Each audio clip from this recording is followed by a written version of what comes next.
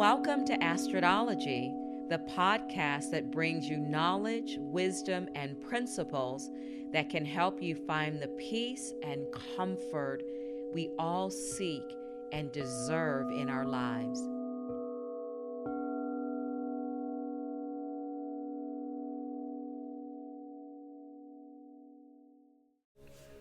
Hello, everybody. Welcome back to another episode of Astrology with Astrid.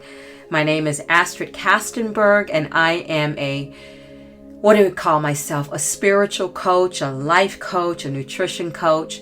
And astrology is about all of the knowledge that I've acquired over my time on this planet, living a tapestry lifestyle of working in different industries and trying and doing different things.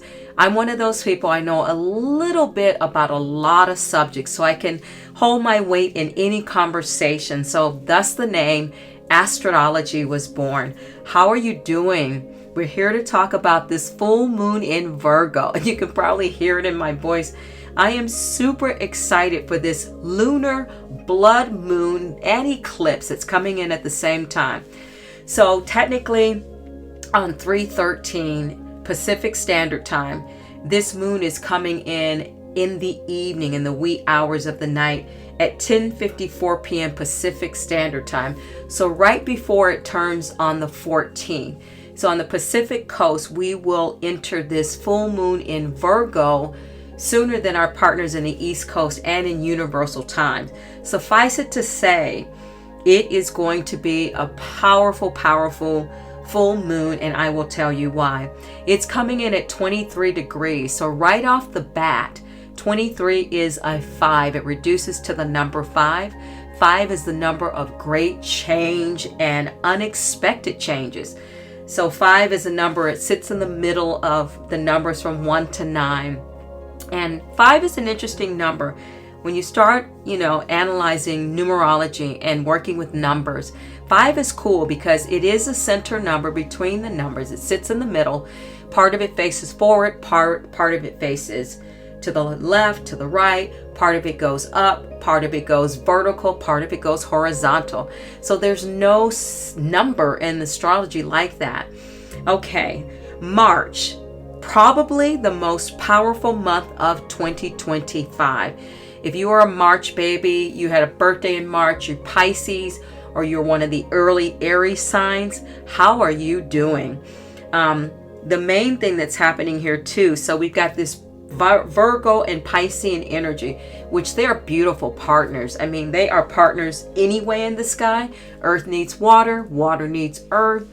But we have a Pisces stellium to kick off the month. March 2nd, we have Sun in Pisces, Saturn in Pisces, Neptune in Pisces, Mercury in Pisces, and the North Node in Pisces. Wow. Now it only takes 3 planets to become a stellium, and we've got 5. So how are you Pisces doing? If you have your Sun in Pisces, your rising in Pisces, or your moon in Pisces, how are you feeling? I was asking myself this question, and I'm feeling a little tired. I'm feeling tired but wired.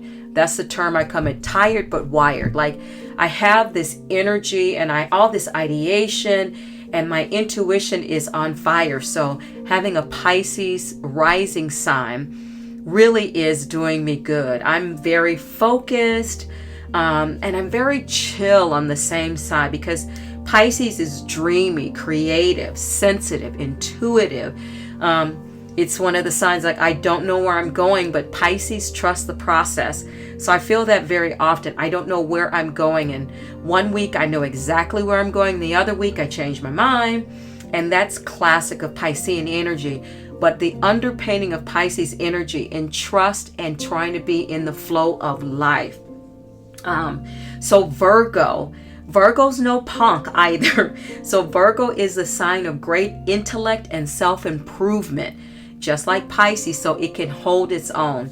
So the buzzwords during this new moon, this lunar blue moon eclipse in Virgo is intense.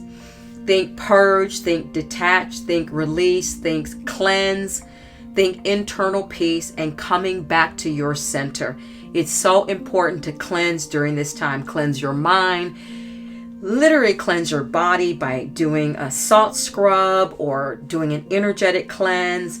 So the next couple of weeks may feel very, very, very intense because this energy is shaking things up in our personal lives, in our relationships, and in the world at large. I think it's easy to see externally what's going on. But if you really stop and pause, you can see a lot going on internally, mentally, psychically within yourself. There's very turbulent energy right now. So for those that don't believe in astrology or in astronomy, I hope you're a believer now, because you have to live under a rock to not feel what is going on, because this is big energy. It's edgy and very potent and intense. And this isn't a bad thing, as most of the astrologers are calling out, because it's about transformation. We can all agree that this country and the United States, we need transformation. So no matter what side of the politics you are on, we can all agree that it's time for a change. Eclipses happen when the sun and moon are opposite each other during a full moon, and they are on the nodes. So the nodes of the moon has nodes, and they represent the extremes of the sun's orbits. So lunar eclipses are intense. You could say that lunar eclipses are just really intense and powerful full moons, because normal full moons are just for that month. But eclipses are a cycle. It's about an 18-month cycle. In a nutshell, we're going through eclipse season. We'll have eclipse season again in the fall, but you're always looking. So we're in the eclipse season now. You want to look back to last spring when we were in eclipse season to see what was going on then. So it's about a 6-month period. So you have 6 months to purge, detach, release, let go, cleanse, purge. Okay? This full moon will be visibly high in the sky, nearly in all of the Americas. So the moon, which should be shining so bright and full, it will slip into the shadow of the earth at about 9 p.m. Pacific Standard Time. And it won't fully emerge until 3 a.m. because of the eclipse will cover it Pacific Standard Time. Refinery 29 says the moon in Virgo is positioned on the axis, so we are releasing the past to make room for our present and future beliefs.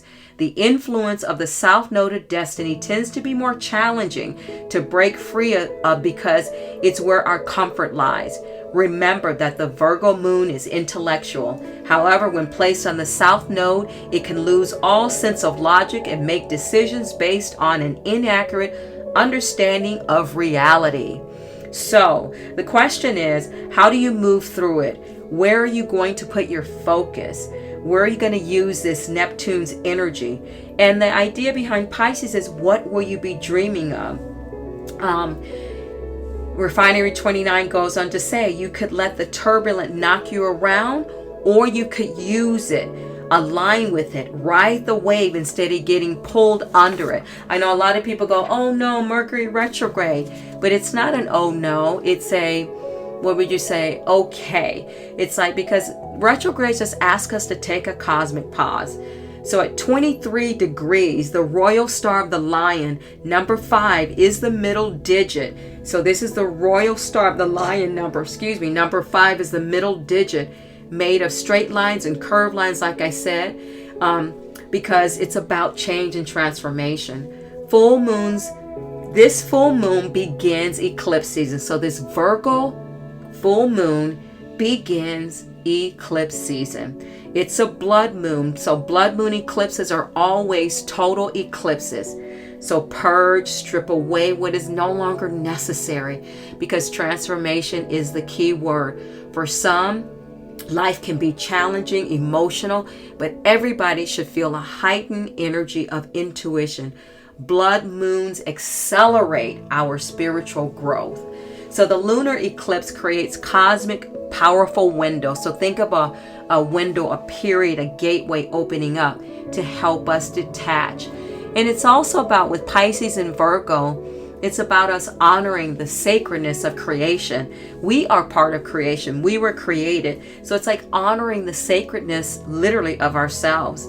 This Virgo full moon creates a container that's going to help us see, understand, and recognize and let go of what no longer serves us.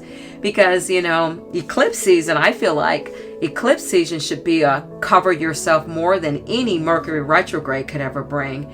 Because eclipses are famous for being in support of things that are not fully in our consciousness. So it's things that are blind spots inside of us that are holding us back.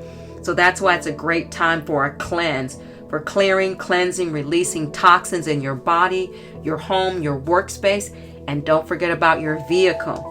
So the eclipse invites us to embrace change, as eclipses are famous for. They ask us to embrace the change, go along with it, and trust in the process.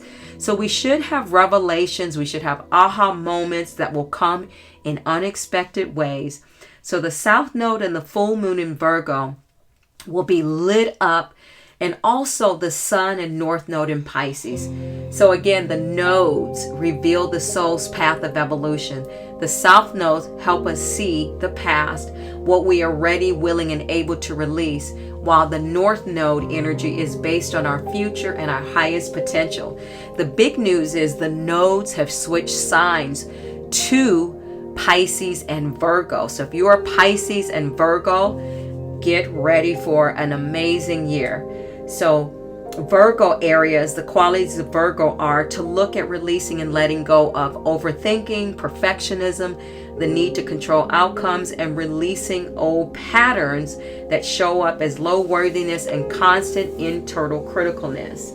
So the idea is, what if this eclipse season isn't just something to brace ourselves for? What if it's something to ride the wave of? What if it's something for us to harness instead of run away and be afraid of?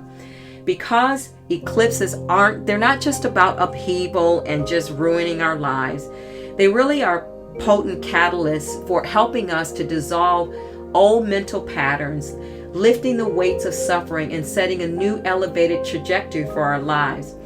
So this supercharged full moon is a powerful moment to really take note. It's like take stock of your daily habits. This is where Virgo is coming into play. Support your overall well-being. So with Virgo's analytical energy, you can clean up the details of your life. We have things that need I's dotted and T's crossed that we have left going on for far too long. And this covers workflow, to your eating habits, to your self-care rituals. And we're going to get emotional clarity around relationships and work-life balance. These are themes that may also rise up. But the whole point is encouraging you, because Virgo is such a perfectionistic sign, to release perfectionism and allow yourself to embrace more sustainable ways of managing our responsibilities. We don't have to be in control of every little minute detail in our lives. So again, this is the first eclipse of this new year, and the nodes change signs January 11th, and the nodes will be in Pisces and Virgos until July 27th, 2026. So this powerful combination promises, and it has been delivering, dramatic and transformative changes as Venus, Mercury, and Saturn combined rule 6 of the 12 signs and houses in the horoscope. Let me repeat that. As Venus, Mercury, and Saturn combined rule 6 of the 12 signs and houses in the horoscope. Pisces rising, so those with birthdays that are near the eclipse, on the eclipse, or those individuals with your sun, moon, or chart ruler in Pisces, you may feel these shifts more intensely, especially with such a high concentration of planets in Pisces, with that Pisces stellium. Pisces, by the end of March, along with the eclipse, will have so many transitions, so many convergences, so much transformation. Our heads will be spinning. It'll be very, very dizzying. So March and April promise to be like astrology. Someone said, I saw a reader say, Miss Piggy's wild ride. Because the drama is not going to bring, the drama is already here. The drama, the intensity, the transformation. So let's get ready. let's talk about the dates. So these dates in order. So like I said, on 3/2, the stellium in Pisces came on deck. 3/1 to 4/12, Venus is in retrograde. When a planet is in retrograde, it's moving so slow that it appears like it's moving backwards. It is moving backwards because the other planets continue to move forward at a particular speed, where a retrograde planet is moving super, super slow. So it just wants us to stop and pause. So Venus governs love, relationships, beauty. It even governs finance and money. So it's asking us to take a cosmic pause to make sure that we're moving in the right direction. 3/13 to 3/14, that full blood moon in Virgo comes in. Also on 3/14, the lunar eclipse comes in on the same day that this full moon is at its peak. 3/14 to 4/7, Mercury is in retrograde. So on the same day, some people say the next day, on the 15th actually, that Mercury goes retrograde. Mercury, the planet of communication, technology, intellect, it will be in retrograde. So the idea again, during Mercury retrograde is to take your time. Be careful on the road. This is when accidents happen. Don't sign contracts unless you thoroughly read them, get it vetted by an attorney, etc., etc. 3/14 is holy, observed by the Purnima, the full moon festival of colors in India. It's a big, big day where they bring out colors. Colors is a big celebration. 3/14 also. So 3/14 has a lot going on. The full moon, the lunar eclipse, Mercury retrograde, holy. And then finally, Saturn enters Pisces for the first time since 1995. On 3/29, two major events. The new moon in Aries will be on deck. And 3/29, we'll have the partial solar eclipse in Aries. And to close out the month on 3/30, Neptune will enter Aries for the first time in 150 years. Pretty unbelievable. So holy is traditionally observed on the Purnima, the full moon day of the Hindu month, and it typically falls in March. It's also known as the Festivals of Color, a vibrant Hindu celebration marking spring's arrival of the triumph of good over evil, with a focus on joyous revelry, forgiveness, and new beginnings through the playful throwing of colored powders and water. Okay, so astrostyle.com said, did your health habits lapse over winter?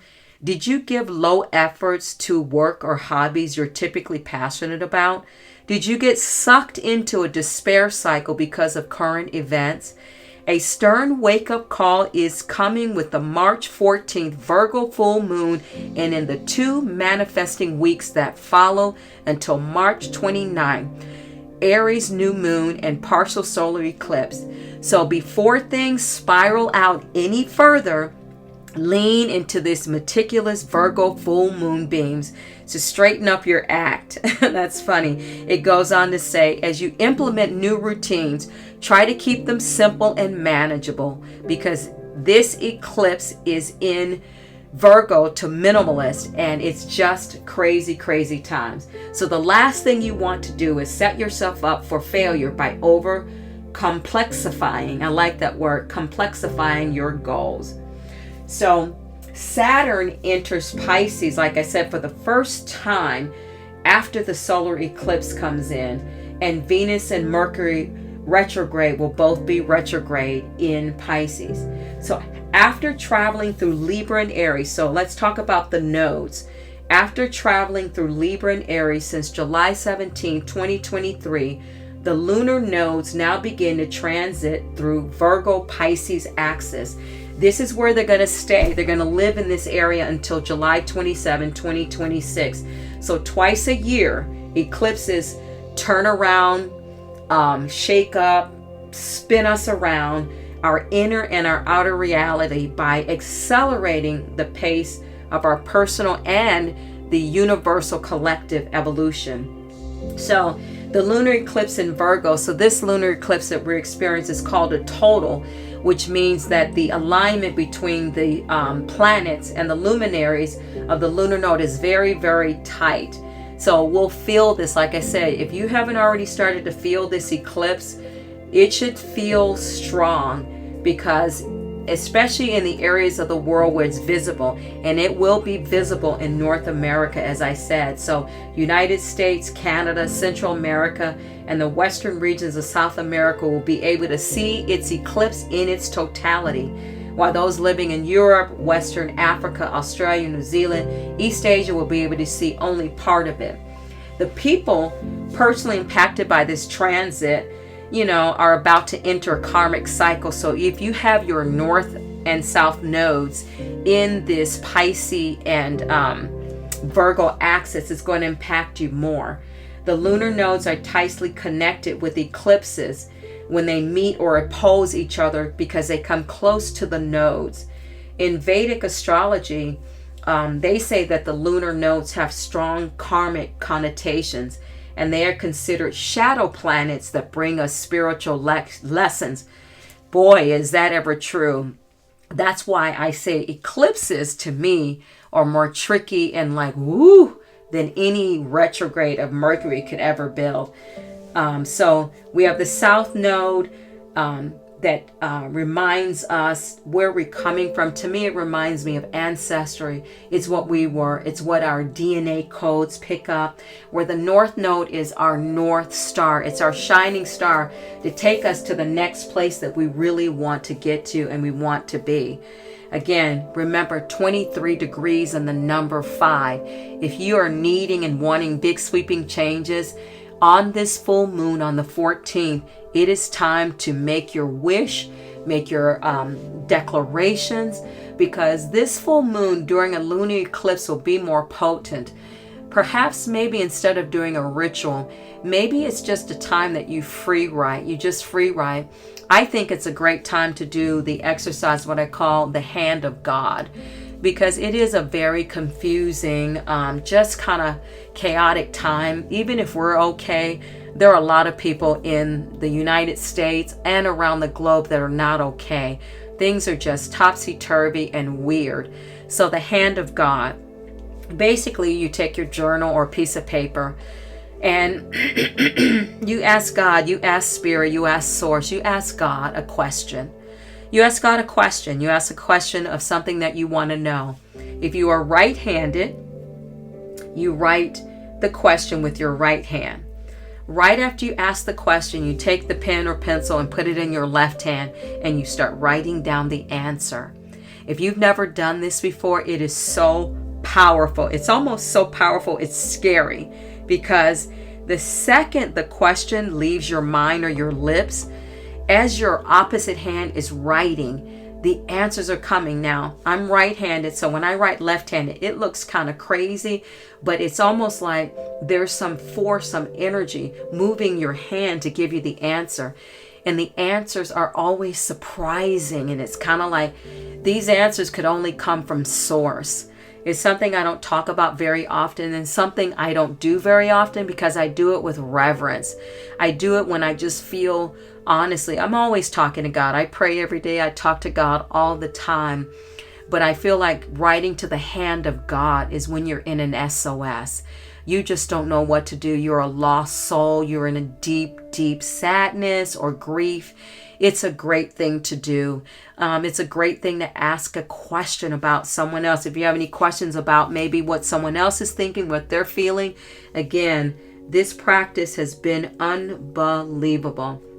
Don't forget to use water, taking a bath, getting in the jacuzzi, going into the ocean, going into a pool, taking an extra long shower, maybe even standing out in the rain. Maybe you stand out in your umbrella and just metaphorically feel yourself being rinsed. One of the practices I have been doing in my daily meditation, when I visited my son Austin in San Diego in January, I recorded the ocean waves. His place is right outside of the cliffs, and it was just magical. So I sat on the bench and meditated. Then I took a walk and I recorded 18 and 18 minutes and 50 seconds of glorious ocean waves. I swear, every time I hear that water, and I know it's because I'm a water sign and I have a water stellium in my chart, that water is something soul satisfying to me. So if you're Cancer, if you're Pisces, if you're Scorpio, everything is searchable. Go onto Spotify or Apple Music and find water. And I tell you, every time I hear this particular recording, I'm transported back to San Diego, back to the peace of being an ocean beach. It was so holistic and so nurturing.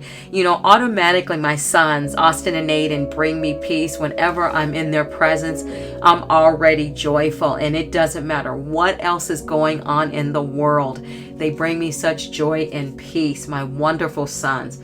Okay, in closing, the Virgo full moon adores simplification. So don't be fooled. Virgo is also about relationships. This Virgo full moon is also about how we are dealing with love and our approach to romance. Virgo is the mother, the sign of the Mother Earth. And Virgo is about love for the earth, love for nature, love for ourselves, but also love for people around us. So it's a good time to think about sensuality. Under the March 14th, when this full moon is full, you'll feel the sexiest when you just take a moment to pause and connect with the earthly rhythms that are flowing through you and around you. These lunar cycles have guided our human race and human beings through every evolutionary cycle. So it's a good time to open up a window, let some fresh air in, maybe play some music, circle your hips. But this is about trying to embody this energy, because that's the best way to do it, is to embody it. So think of self-love. Self-love automatically raises your vibration, and then your aura gets very, very clear and pure. So you're going to attract that energy back to you. We are already worthy and deserving. There's nothing to fix. There are adjustments to be made, but I think our biggest thing right now is to take care of ourselves. It's the oxygen mask theory on the airplane. Put your mask on first before you're able to assist others. And any light workers, any people concerned about the planet, anybody that's philanthropic, anybody that's an empath, we are needed. We are needed heavily. In order to be of use and of service, we've got to take care of ourselves. It's not about being narcissistic and selfish, but the idea is the clearer, the purer, the stronger my container is, the more I can help the world. So that's it, everybody.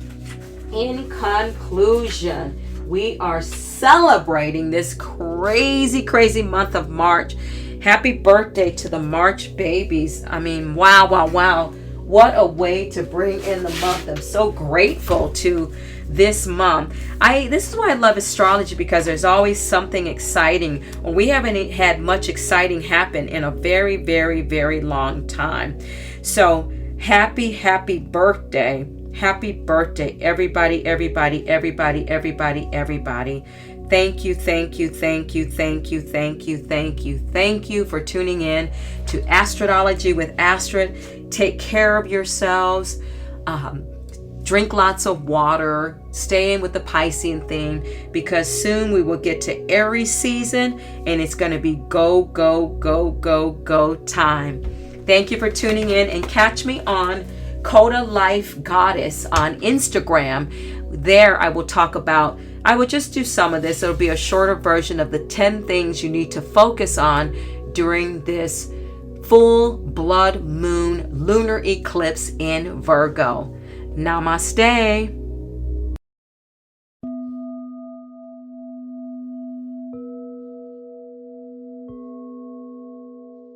Thank you for listening to Astrodology.